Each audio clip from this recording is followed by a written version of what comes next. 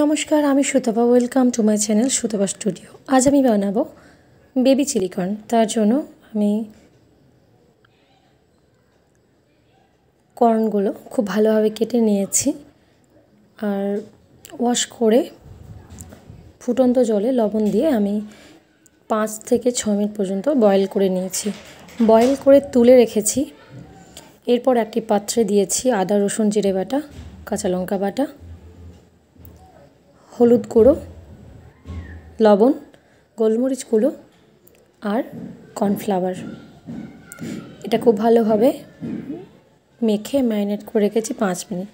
তারপর ডুবো তেলে ফ্রাই করে নিয়েছি, লাল করে ফ্রাই করে তুলে রেখেছি। এরপর কড়াইয়ে দিয়েছি সাদা তেল, এর মধ্যে দিয়েছি রসুন কুচি, আদা কুচি, লঙ্কা কুচি,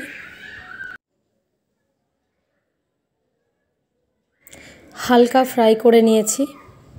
এরপর দিয়েছি কিউব করে কেটে রাখা পেঁয়াজ, কিউব করে কেটে রাখা ক্যাপসিকাম। এটা 5 মিনিট আমি ফ্রাই করেছি। লবণ দিয়েছি, অল্প হলুদ দিয়েছি।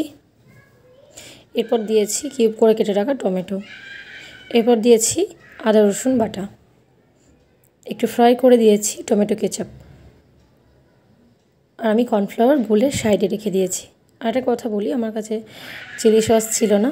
জানি চিলি সস ছাড়া চিলি বেবিকর্ন একটু বেমানান, বাট এরপর আমি অ্যাড করেছি কর্নফ্লাওয়ার।